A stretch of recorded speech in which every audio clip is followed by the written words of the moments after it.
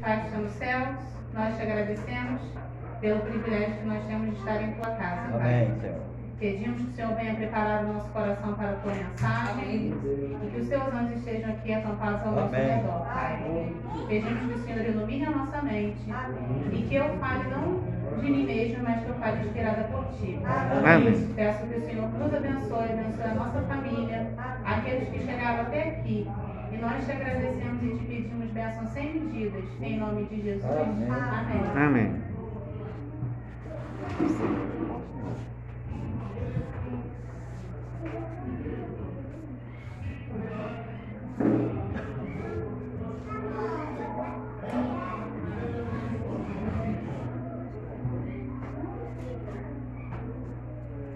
Trago uma saudação da Igreja do Visconde, para todos que estão aqui, também para todos que estão nos assistindo nas suas casas, no conforto, que vocês possam ser bem-vindos à nossa igreja.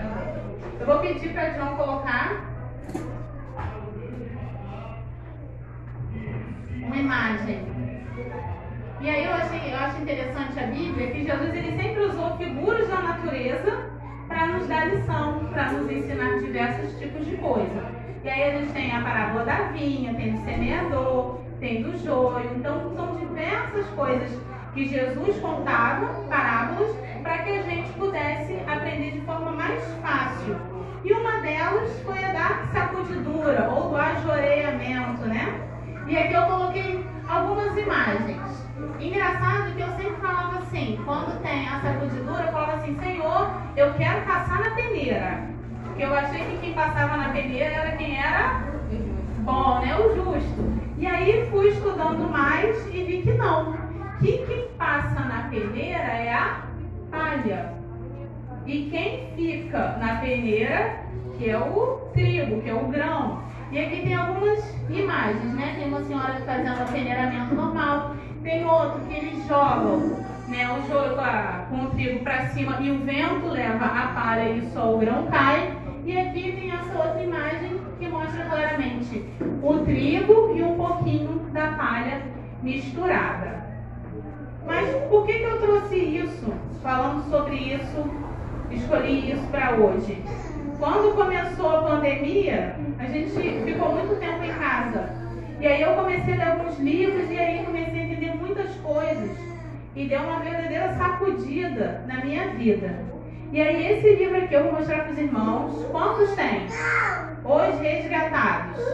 É o grande conflito numa linguagem de hoje, numa linguagem mais atual. Irmãos, quem não leu tem que ler. Você precisa ler esse livro. Antigamente era um livro assim, mais grosso, uma leitura mais pesada. Esse aqui não, é uma linguagem bem contemporânea. Então todo adventista, todo cristão deveria ler para entender a história do cristianismo, entender de onde nós viemos e para onde nós vamos, tá certo? E aí eu trouxe a mensagem falando sobre sacudidura. E está lá em Amós, capítulo 9, versículo de 8 a 10. E eu vou pedir para vocês abrirem a Bíblia de vocês.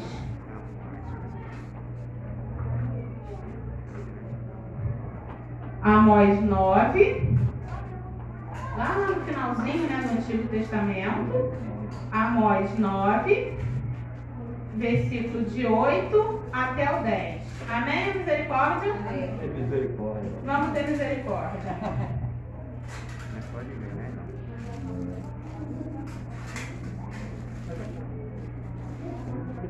É importante que todos acompanhem a leitura para todos entenderem do que a gente vai falar hoje.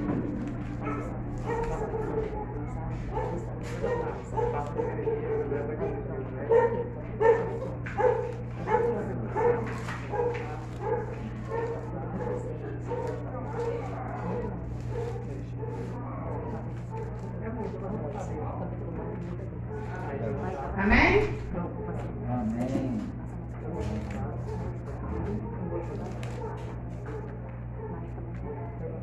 Oi, Gabriel. Amós 9 vem falando sobre Israel será destruído. É o título desse capítulo. Pode ver, cara. E diz assim: Amós 9, de 8 até o 10. Os olhos do Senhor estão contra estes reis. Peraí, deixa eu começar de novo. Os olhos do Senhor Deus estão contra este reino pecador, e eu o destruirei de sobre a face da terra, mas não destruirei de todo a casa de Jacó, diz o Senhor. Versículo 9. Porque darei ordens e sacudirei a casa de Israel entre todas as nações, assim como se sacode o trigo no crivo, sem que caia na terra um só grão. Versículo 10. Todos os pecadores do meu povo morrerão à espada. Todos os que dizem, o mal não nos alcançará, nem nos encontrará. O que eu acho interessante nesse versículo, gente? Nesses versículos que nós lemos. Que isso aqui está falando da destruição que ia cair sobre o povo de Israel. E aí a gente faz um paralelo com a sacudidura. A sacudidura não é do povo justo e do povo ímpio, do povo de dentro da igreja e do povo de fora da igreja. A sacudidura é para quem está aqui dentro, é para quem se diz cristão. Esse do justo, do ímpio, do quem está na igreja, quem é do mundo, isso aí é o juízo final. Ele que vai se encarregar disso. Mas a sacudidura é para sacudir o povo de Deus, é para sacudir quem está aqui dentro da igreja ou de dentro de todas as nossas igrejas, aqueles que se dizem cristãos, mas não são. Vocês entendem a responsabilidade de Amós 9? Porque às vezes a gente gosta de chamar a atenção de quem está lá fora e acha que todo mundo que está aqui dentro está salvo.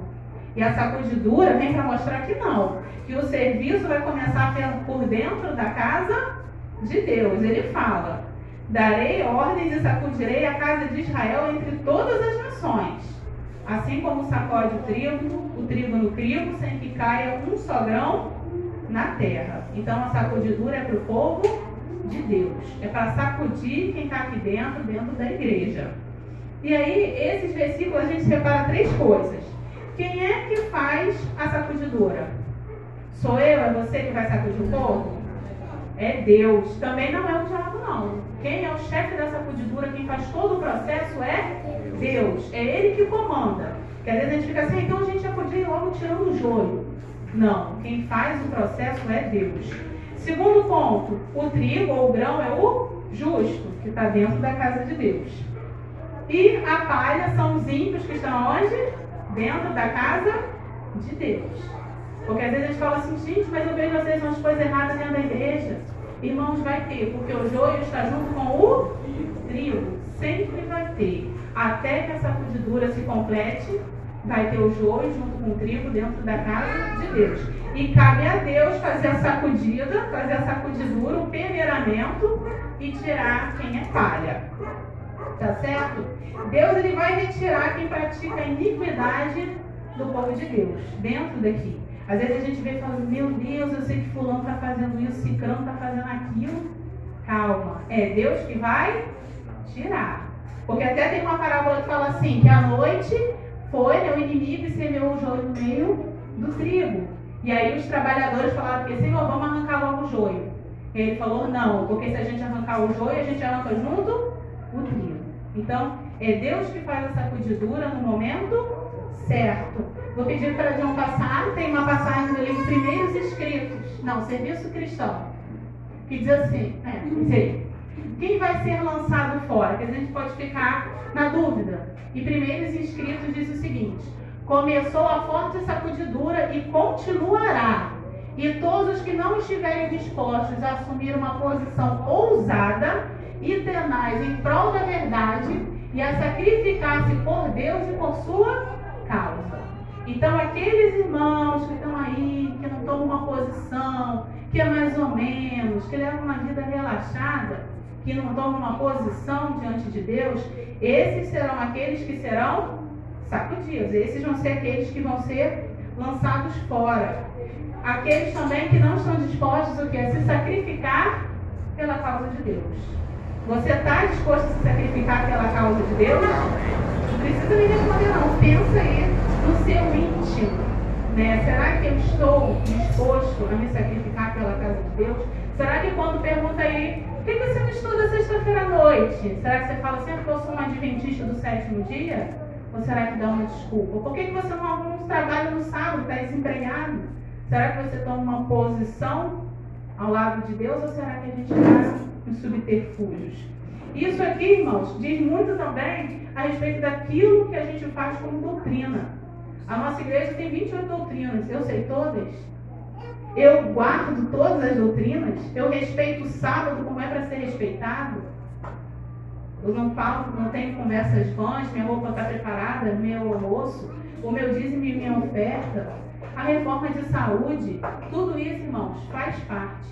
E às vezes a gente acha que não é, mas tudo isso faz parte da sacudidura. Tudo isso está envolvendo a nossa vida, né? E uma vida mais ou menos, irmãos, não nos leva para a salvação.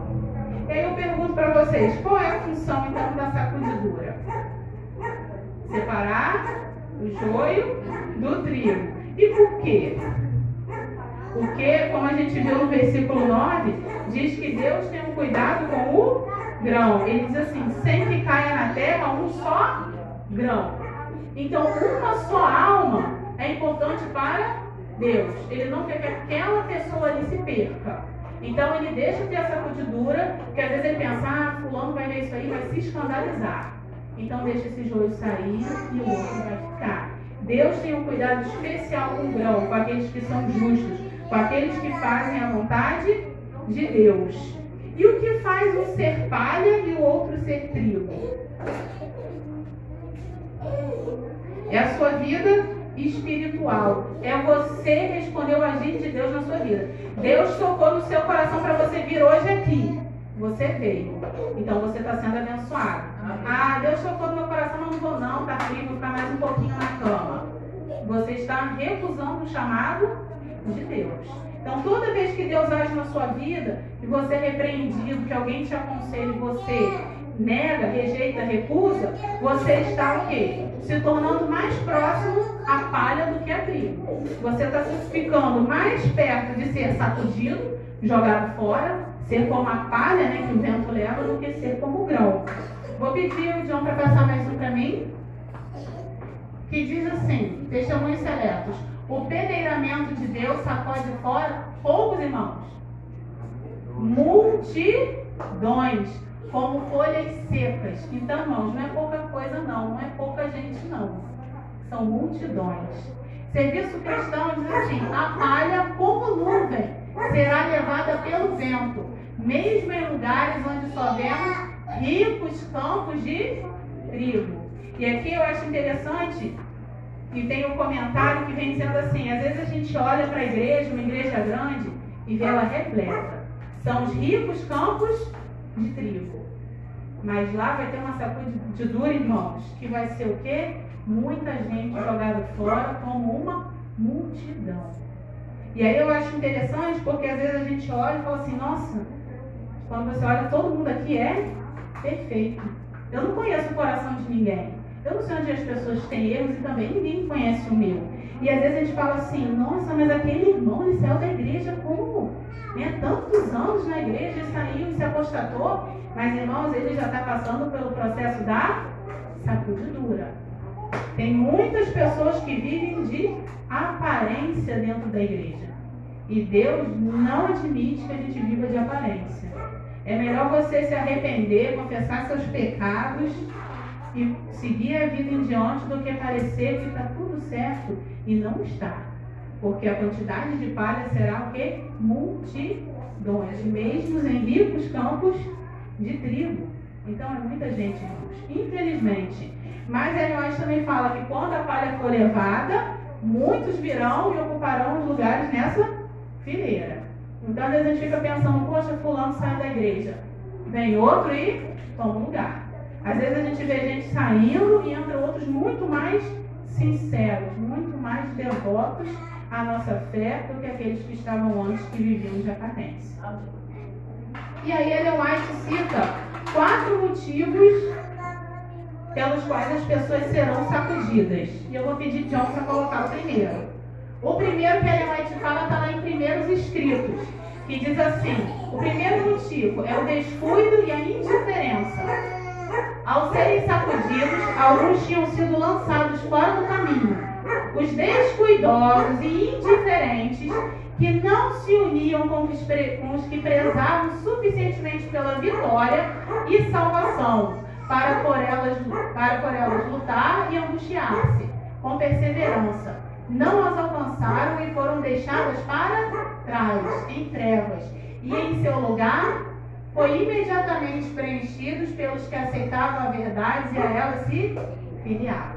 Então, irmãos, no nosso tempo agora, tem muita gente, tem um grupo dentro da igreja, ou vários, que não têm o cuidado, que são descuidados com a palavra de Deus, que não têm o respeito, não têm o temor que é para ter, não têm a vida espiritual que é para ter, tem uma vida relaxada, que não leva a sério o cristianismo. Ah, mas só isso aqui, gente, isso aqui não tem nada a ver, não. Aquele negócio, o crente não tem nada a ver? Isso não tem nada a ver, não. Aquilo ali não tem nada a ver, não. Depois eu faço. E aqui diz, não tem nem amor pelas almas que estão aí fora. Vocês vão fazer um programa, né, de como deixar de fumar?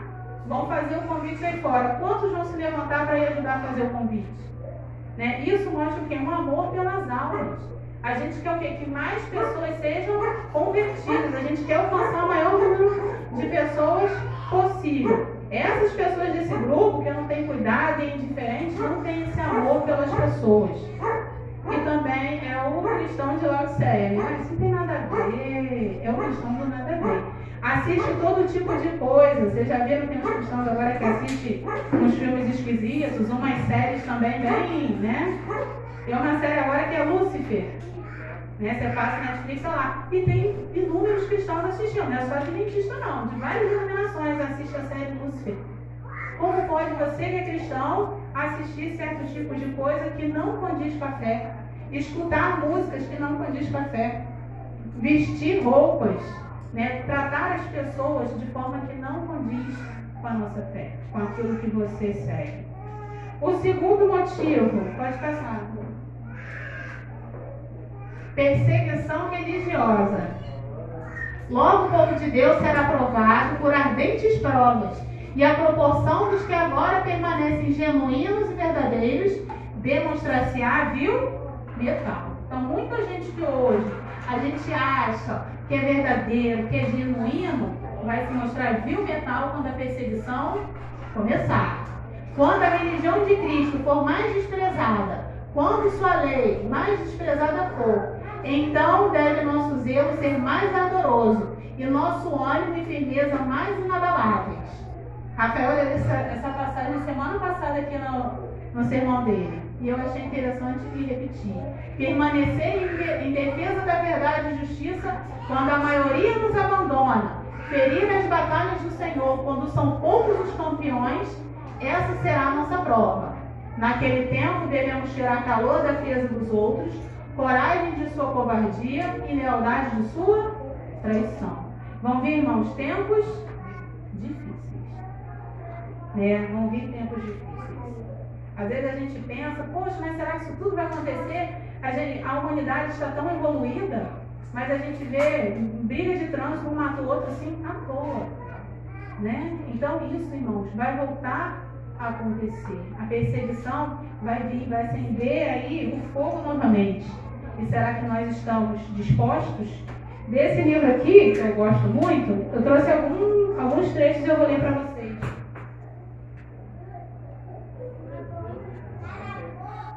E diz assim, falando sobre a perseguição. Além dos homens, mulheres e meninas também demonstravam coragem inabalável, até criança. Havia esposas que permaneciam ao lado do marido na estaca, enquanto ele suportava o fogo. Elas sussurravam palavras de consolo ou cantavam salmos para animá-los. Moças, condenadas a serem enterradas vivas, se deitavam na sepultura como se estivessem indo para o quarto dormir à noite. Outras se dirigiam ao cadafalso, para o enforcamento, né? E ao fogo vestidas com as melhores roupas, como se estivessem prontas para o seu casamento.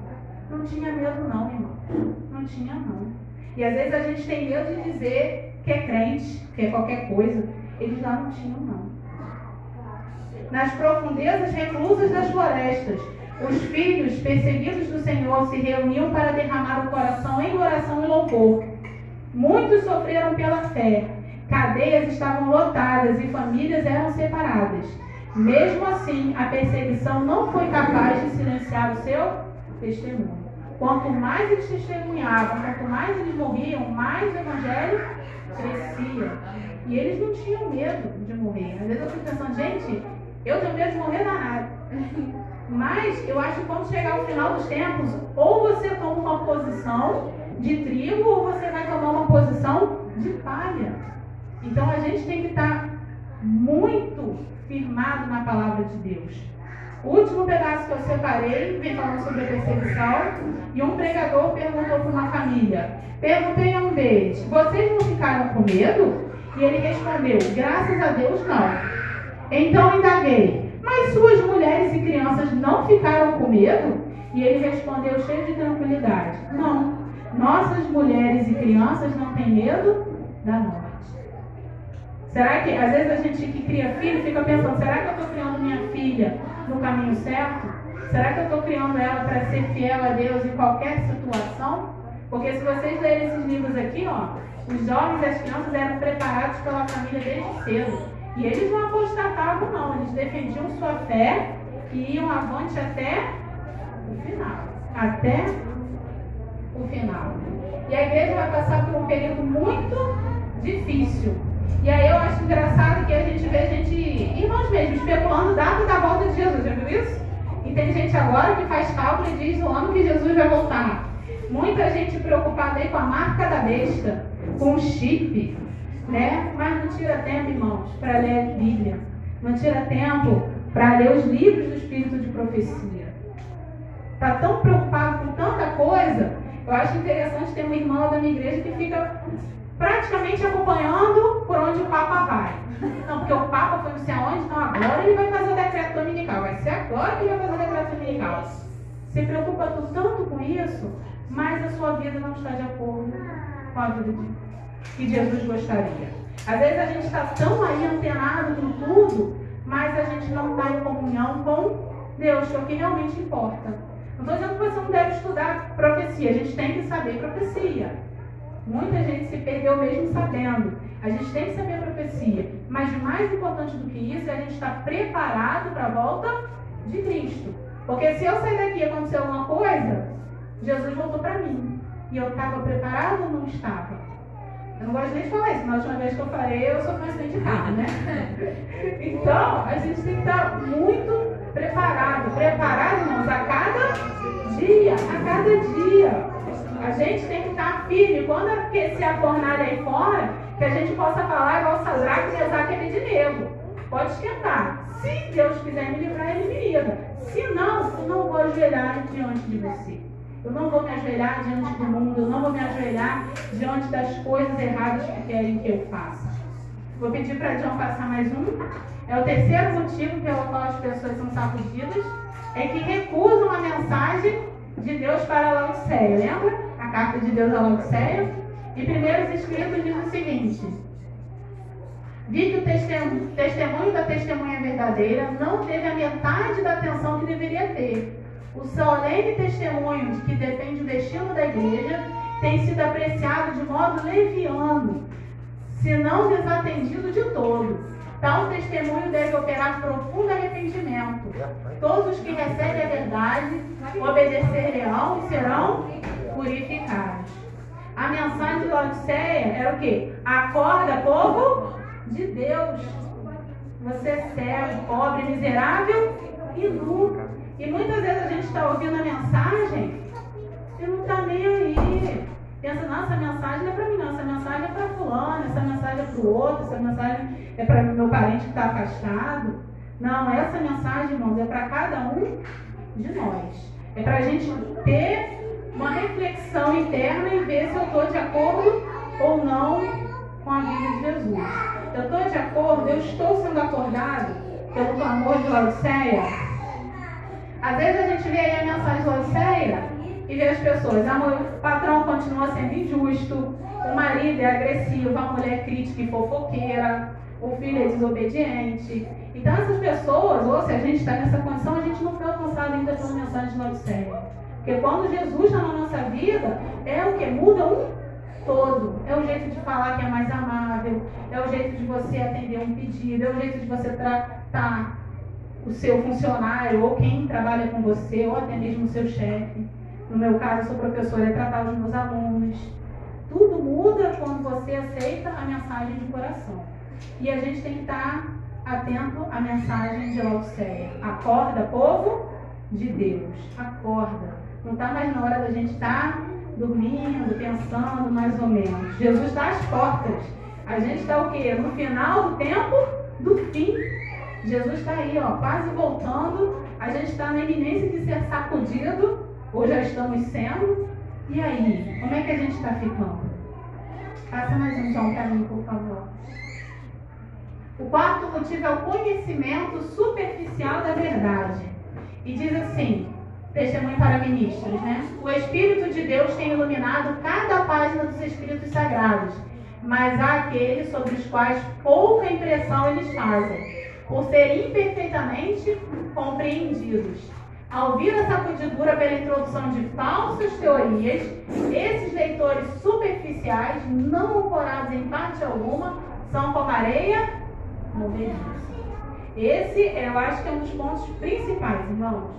É a falta de conhecimento da Bíblia, um conhecimento mais ou menos.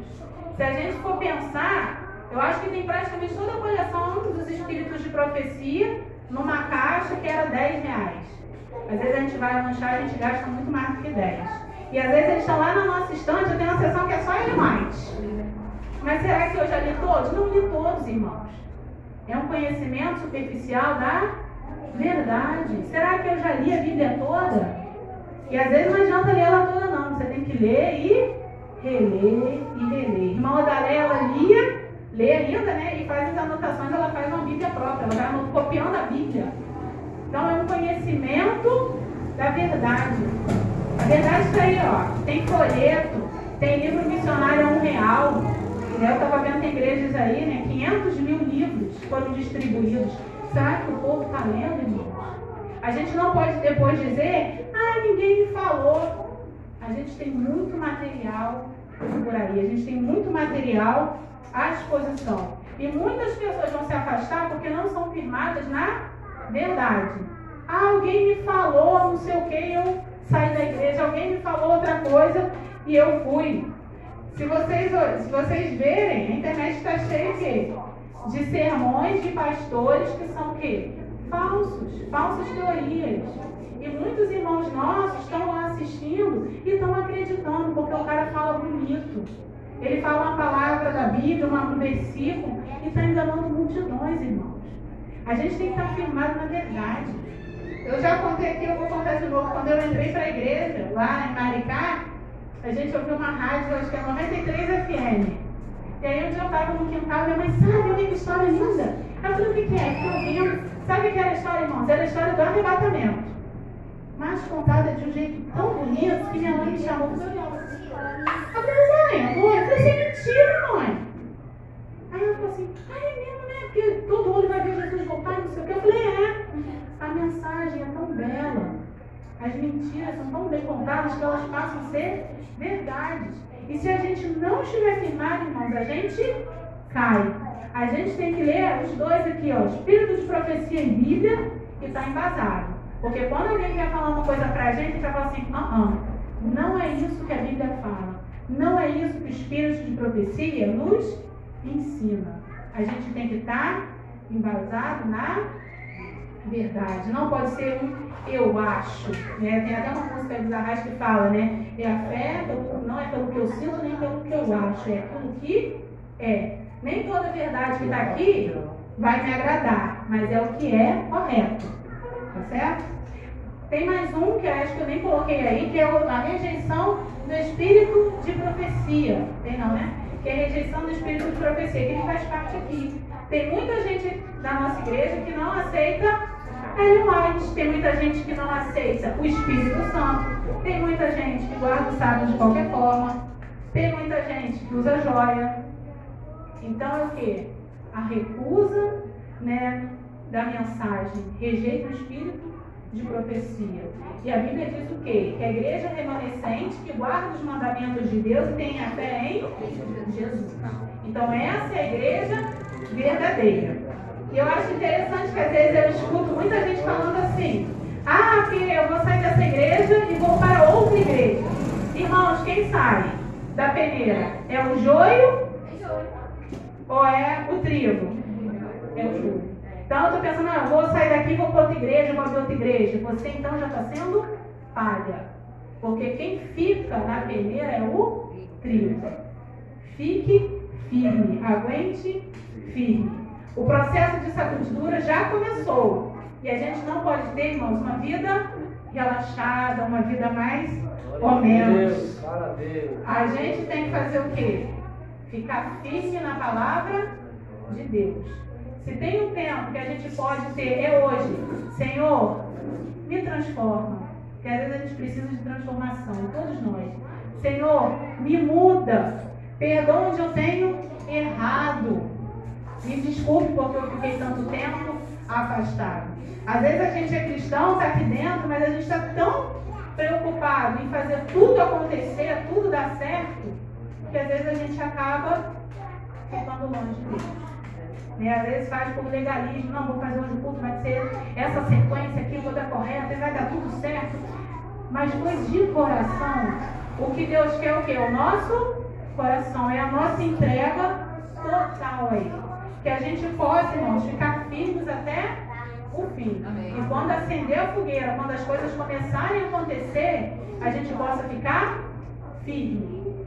1 Coríntios 10, 12 diz assim: aquele que está em pé, cuidado para que não caia. Isso não é para quem está lá fora, não. Isso é para gente que está aqui dentro. A gente acha que nunca vai acontecer, mas infelizmente pode acontecer com qualquer um de nós. Então, irmãos, vamos fazer uma avaliação da nossa vida. Senhor, onde eu tenho falhado? Pergunte com sinceridade a Deus. Pergunte e espere, porque Ele vai responder. Senhor, eu quero aumentar meu tempo de estudo da Tua Palavra, mas abre a minha mente, que são as coisas muito difíceis de entender. Deus, Ele atende nós. Quando começamos a sabedoria de Deus, Deus me transforma, me mostra onde eu estou errando, me ajuda a ter tempo para você. Porque quando tudo estiver acontecendo, irmão, não importa o dia, não importa a hora, não importa o decreto, não importa a marca da besta, o que importa é a tua vida com Deus. É você ficar ali, ó, agarradinho na peneira. Amém? Amém. Vamos ficar de pé, vamos fazer uma oração?